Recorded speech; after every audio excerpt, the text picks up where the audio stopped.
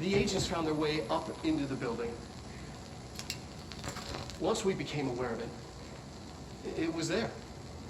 For the rest of the population, it was hiding in plain sight, a slippery blind spot, seemingly discouraging observation.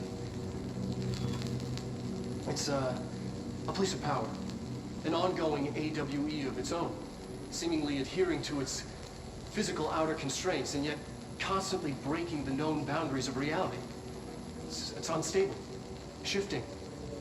Note, for more details on control points and the research and process to stabilize and secure the core sectors, refer to a separate presentation. After extensive research and investigation, the Bureau made the building its headquarters on November 13th, 1968. The Federal Bureau of Control was never out in the open. This was always an obfuscated, classified top-secret operation. So imagine our surprise when the building's observation-resistant aspects began in some unquantifiable way to affect the Bureau as a whole.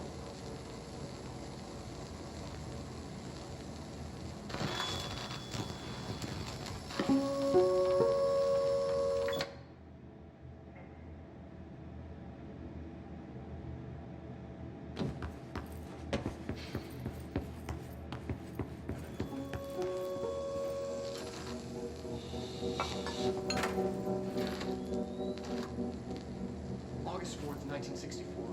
We discovered the oldest house while investigating a suspected...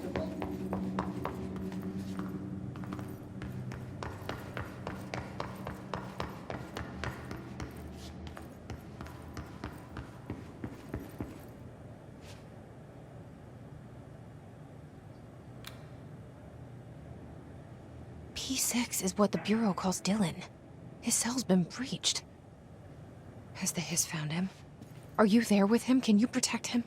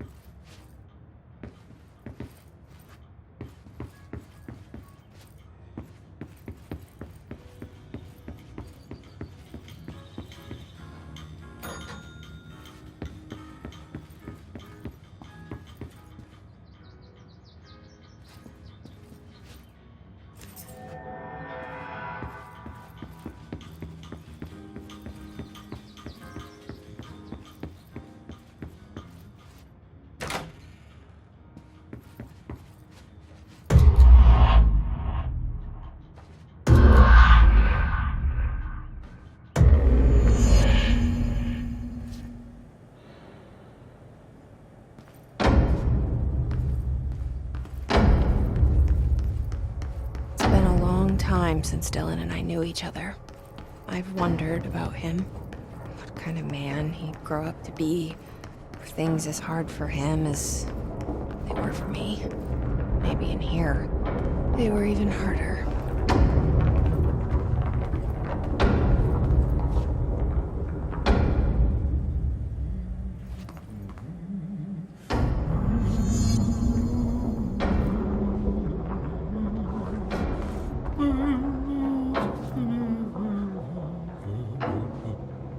Oh, hello. Is there something I can help you with? I'm Jesse, the new director. I need to get inside. New director? Right. Well, okay. Hello, I'm Frederick Langston, the Panopticon supervisor. It's not the best time for a tour. We have hiss everywhere, numerous cell breaches, and system failures across the board, but you're the director, so here we go. Founded by Zachariah Trench, the Panopticon is our state-of-the-art repository for all altered items. I don't have time for objects, this. Power and I was told Dylan Faden was kept here. Can you help me find him? Faden. Sure. Darling wanted him somewhere secure and isolated away from people. He's in the maximum security cells, upper level. But there's currently a pressing matter, ma'am. We've got an object of power loose in there. It's wrecking the place. The Benikoff TV, it's a real doozy. Salvador took a team in to handle it, but no one's heard from them for hours. This is a Category 5 OOP we're talking about, and if we don't contain it soon, it will tear the Panopticon apart. And we don't want all those altered items getting loose, ma'am. No, trust me. Dylan's in there. Open the door, Langston. I'll handle it. If you say so. I usually tell first-timers not to touch anything, so, just do that. Here, I'll get the door for you. And please, ma'am, call me Fred. Thanks, Langston. I told Salvador it was dangerous, but... Is the TV back in its box yet? There's no rush or anything, it's just, you know, an ongoing concern. Do you like working at the FBC? Sure. I mean, yeah, the drama's a bit much, but I get better benefits here than I would over at the Postal Service. I checked. Better healthcare. That's not to say I don't like my job, ma'am. Been here over 15 years. No one knows the Panopticon collection better than me. I'm, close to them, in a way. I can't tell if that's creepy or normal here. How do you keep the altered items under control? It depends on the item. Each one has different needs. Ritualistic touches go a long way. Singing to them. Did he say Flipping the singing? lights 3 times, that sort of thing. It's not superstition if it works. What's the difference between objects of power and altered items? Think of them like storms. Objects of power are like tropical cyclones or hurricanes for the uneducated. They're big, rare, and scary. Of course, directors can just bind the OOP and become the eye of the storm. Altered items are more like weird thunderstorms. Some may rain frogs, some may rain corn, but they all rain something. And how does the hiss factor into all that? It's changing them, making them aggressive. Now they're all raining, I don't know, knives. Knife rain. Nice metaphor. Did you work closely with Trench? Oh, he spent most of his time with Darling and all them. The inner circle. Not that I care. Trent certainly had his favorites. He did stop in occasionally to scowl and smoke. Did you know the Bureau has a no-smoking policy? It does. Just not for Trench. Still, he is the one who put aside funding for the Panopticon. The man did have vision.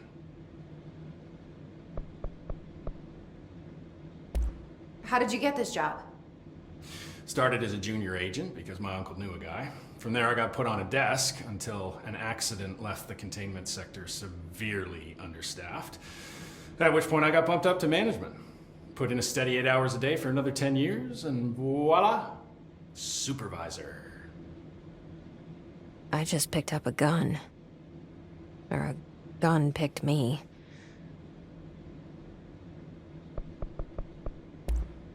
I'll see you later, Langston. I'll be here, like always.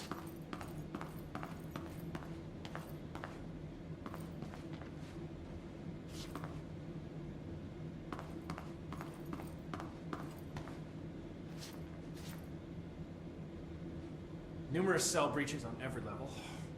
These Hiss things are a bad influence on my collection.